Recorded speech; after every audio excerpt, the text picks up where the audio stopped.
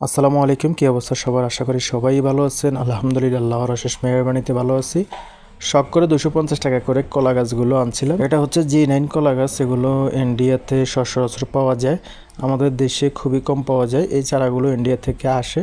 তো আমি শখ করে আমাদের এলাকার পাশে একটা নার্সারি ছিল, ওই নার্সারি থেকে অনেক খোঁজাখুঁজির পরে পাইছিলাম। তো এগুলা নিয়ে আমার মাছের খামারের পাশে লাগাইছিলাম, কিন্তু ওখানে বর্ষা থাকার কারণে কলার গাছগুলো নিয়ে আসছিলাম তালগাছতলে উঠেই রাখছিলাম কলা গাছগুলো। তো এখানে উঠেই রাখার কারণে মোটামুটি বেঁচে আছে।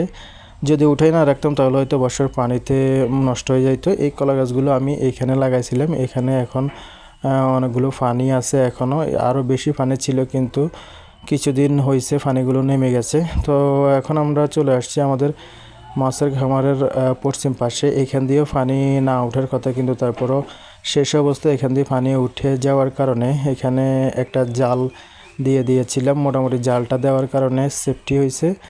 আসলে এই বছর একটা অভিজ্ঞতা হয়েছে, কারণ এর আগে কোনো বর্ষাতে এখানে এতবার আসা হয় নাই। এই বছর মাছ চাষ করার কারণে এখানে আসা হয়েছে। তো পানিগুলো যখন শুকাই যাবে তখন হয়তোবা চারপাশে মাটি দিয়ে আর একটু উঁচা করে দেব, তাহলে যেন পরবর্তী সময়ে বর্ষা হলে কোনো সমস্যা না হয়।